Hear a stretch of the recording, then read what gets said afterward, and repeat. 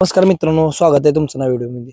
मित्रांनो, माळशिरस मोठेवाडी इथे एक मैदान आहे. हे मैदान कशा निमित्त आहे आणि हे मैदान आदत आहे का ओपन आहे हे आपण जाणून घेणार आहे.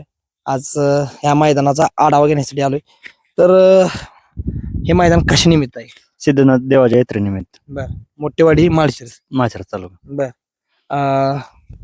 सिद्धनाथाच्या यात्रेमध्ये किती तारखेला मैदान? 2 तारीख 2 तारीख. आदत आहे ओपन. आदत. सांगचाल मैदानाविषयी किती फाटी आहेत? मैदानात 10 फाट्या आहेत. 10 फाटी. आणि आजूबाजूला विहीर वाडा नाला काय? कसलं काय सुद्धा नाही, काय सुद्धा अडचण नाही. पोल नाही, विहीर नाही, नाला नाही, नदी नाही. बक्षीस कशी आहेत या? बक्षीस पहिलं बक्षीस 81,000 आहे, दुसरं 61,000 आहे, तिसरं 41,000 आहे, चौथं 21, पाचवं 11, 9वं 6, 7वं 7,000 आणि प्रत्येक क्वार्टर फायनल साठी प्रत्येकी 2,000 रुपये आणि मेगा फायनल साठी 1,000 रुपये. बर. प्रत्येकासाठी चषक आहे. साहेब, चषक म्हणजे मेगा पण फायनल आहे. तर मला वाटते 7-21 दोन्ही 42 गाड्या मालकांना गुलाल आहे. हो, 42. आणि हे ठिकाण कुठं आहे नक्की? इथं यायचं ठिकाण कसं आहे आणि हे मैदान? मोठेवाडी या ठिकाणी यमगर वस्ती. बरं, आता पहिलं एक मैदान झालं तुमचं, ती फाटी आहे का वेगळी फाटी? नाही, वेगळे फाटे आहेत. फाटी वेगळी. हो, आणि यात्रेचं मैदान आहे. यात्रेचं मैदान आहे सिद्धनाथ देवाच्या यात्रेनिमित्त. भाऊ, काय सांगचाल मैदानाविषयी? सिद्धनाथ देवाच्या यात्रेच्या संबंधातून मौजे मोठेवाडी तालुका माळशिरस म्हणजे माळशिरसमध्ये मोठेवाडी आहे, तिथं हे मैदान आयोजित केलेलं आहे.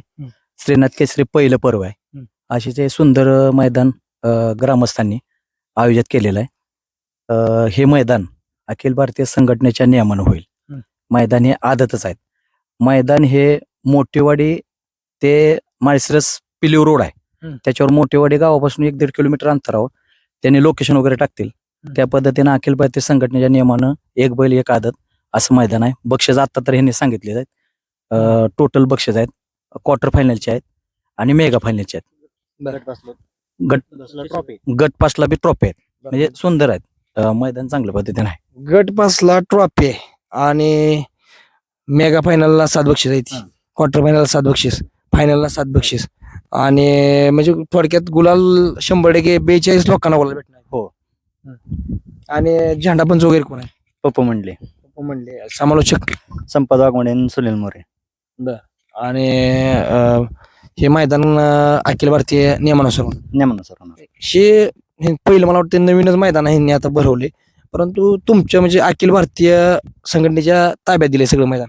हा, म्हणजे हे मैदान ग्रामस्थांच्या वतीनं मोठेवाडी ग्रामस्थांच्या वतीनं श्रीनाथ जी यात्रा आहे ते यात्रेच्या निमित्ताने हे मैदान आहेत. मैदानी त्यांना अगोदर चर्चा केली तर अखिल भारतीय संघटनेचे जे नियम आहेत त्या नियमाच्या पद्धतीने आधून राहून हे मैदान पार पाडण्यात येईल. काय सांगचाल मैदान कसं होईल? मैदान चांगलं आहे, कारण ह्याच्यात सगळे जुने जाणते पारंपरिक पहिल्यापासून शेतकरीच आहेत, त्यामुळे मैदान अतिशय सुंदर आणि व्यवस्थित होईल. आणि पळायला रान पण व्यवस्थित मऊ रान आहे. 770 फुटाचा पल्ला आहे आणि पुढे जागा बी भरपूर आहे. बैल बांधायला बी आहे आणि पळायला बी रान भरपूर आहे. पाठीमागं साधारण 200 फुटाच्या आसपास गाड्या थांबायला, म्हणजे 10 लॉट जर एका वेळेला गेलं, 15 लॉट जर गेलं, समजा 10 जातील, नियोजन होईल त्या पद्धतीने जातील, त्या पद्धतीनं होईल. रानात कसं आहे, पळायला कसं आहे? पळायला रान चांगलं आहे, मऊ रान आहे, खाडा नाही, कुठं काय नाही, एकदम कठीण बी नाही, एकदम हे पण नाही. मैदान चांगलं आहे पळायला. मैदानाच्या आजूबाजूला विहीर वाडा नाला काय आहे का? अजिबात सुद्धा नाही. अजिबात नाही. बर. मैदानातलं म्हणजे फाटीचं अंतर किती आहे? 15 फूट आहे. 15 फूट फाटीचं अंतर आहे. 770 फुटाचा पल्ला आहे. आणि आदल्या दिवशी आदल्या दिवशी 1 तारखेला 1 तारखेला संध्याकाळी संध्याकाळी 2 यशवंत ग्रुप चॅनल आहे युट्यूबला. बरं मित्रांनो, म्हणजे इथलाच आहे, म्हणजे त्या चॅनलवर लाईव्हला लॉट्स निघणार आहेत. तुम्ही मैदानात नवीन गाव आहे, तुम्ही नवीनच मैदान भरवले, अनेक लोक चिराचिडी करायला बघतील किंवा वशील लावायचा प्रयत्न करतील, त्यावेळेस तुम्ही काय सल्ला? त्या लोकांना माझं एकच सांगणं आहे, हे आम्ही जरी पहिल्यांदा मैदान भरवलं असलं तरी ही दोस्त मित्र पाहुणा रावळा मेहुणा माझा कोण भावकीतला ह्या लोकांसाठी डायरेक्ट दुसऱ्या दिवशी आम्ही कमिटीनं 10 बकऱ्याचं नियोजन केलेलं आहे. गावची यात्रा आहे. यात्रेला प्रत्येक घराजणी एक जणाचा बोकड असते. त्यामुळे तुम्हाला काय तुमचा वशिलाही लावायचा आहे, दुसऱ्या दिवशी या. तुम्हाला घरी दुसऱ्या दिवशी बचकन वशिला लावतो. पण त्या दिवशी फक्त इथं कुणाची ना मैत्री चालणार, ना कुणाची दोस्ती चालणार, ना इथं पाहुणा रावळा चालणार.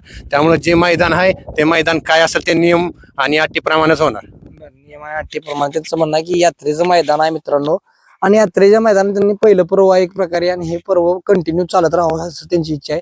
आणि कारण अखिल भारतीय संघटनेच्या नियमानुसार सगळं मैदान तुमच्या ताब्यात दिले.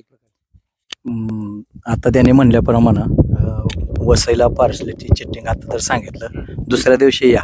यात्रेचं नियोजन पाहुणचार क्लिअर होईल, पण इथं पार्सलीची चिटिंग चालणार नाही. मी गाड्यावानाला सगळ्याला विनंती करतो की सगळ्यांनी लॉट लाईव्ह निघाल्यानंतर दुसऱ्या दिवशी ज्या दिवशी मैदान आहे त्या दिवशी सगळ्यांनी वेळेत येऊन मैदानाला सहकार्य करायचं. त्या पद्धतीनं अखिल भारतीय संघटनेच्या नियमानच होईल ना, संघटनेच्या अखिल भारतीय संघटनेच्या मैदान नियमानं होईल.